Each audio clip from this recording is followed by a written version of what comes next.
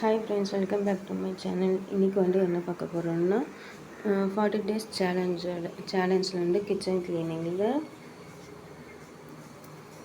Inside இருக்கிற open shelf தான் rearrange பண்ண போகிறோம்.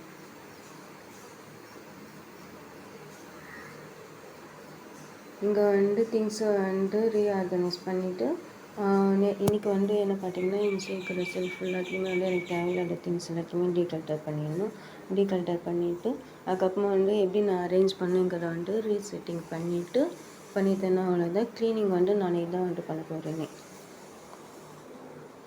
ஆல்ரெடி நேற்று எடுத்த வீடியோவில் இன்றைக்கி தான் போஸ்ட் ஆகிருக்கும்.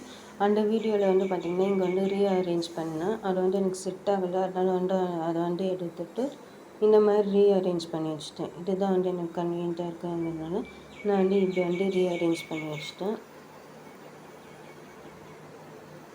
சரி, சமைக்கும் போது சும்மா தானே இருக்குன்னு சொல்லிட்டு சமைச்சிங்கன்னா இது ஃபுல்லாத்தையும் க்ளீன் பண்ணிவிட்டு எனக்கு தேவையில்லாத திங்ஸ் எல்லாத்தையுமே எடுத்துகிட்டு ரீஅரேஞ்ச் பண்ணி வச்சிடலாம் அப்படின்னு பிளான் பண்ணியிருக்கேன். இன்றைக்கி க்ளீனிங் பார்த்திங்கன்னா இவ்வளோ தான் என்னுடையது.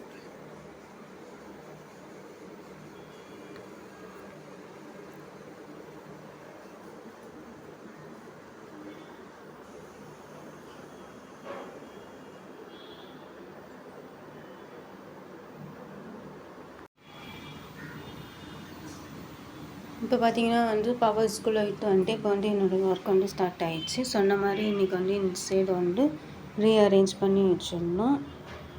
அதுக்கு முன்னாடி கவுண்டர் டாப் ஃபுல்லாக க்ளீன் பண்ணிவிட்டேன்.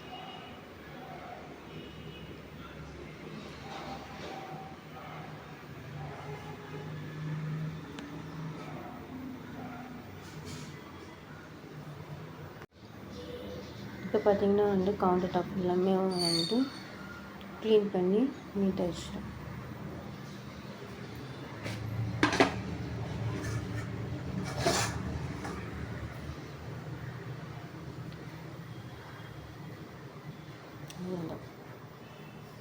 நெக்ஸ்ட் பார்த்தீங்கன்னா இப்போ இன்சைடு இருக்கிற தேவையில்லாத திங்ஸ் எல்லாத்தையுமே எடுத்துகிட்டு ரீஅரேஞ்ச் பண்ண போகிறேன்.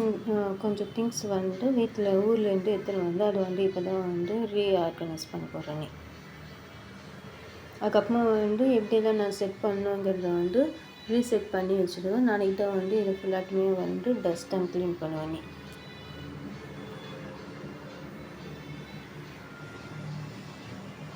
இப்போ பார்த்திங்கன்னா தேவையில்லாத திங்ஸ் எல்லாத்தையுமே ரிமூவ் பண்ணிட்டு நீட்டாக ஆர்கனைஸ் பண்ணி வச்சுட்டேன். இது நாளைக்கு தான் எல்லா திங்ஸும் ஒவ்வொரு செல்ஃபாக டஸ்ட் அண்ட் க்ளீன் பண்ணிட்டேன்னா ஃபினிஷ் ஆகிடும். தேங்க்ஸ் ஃபார் வாட்சிங்.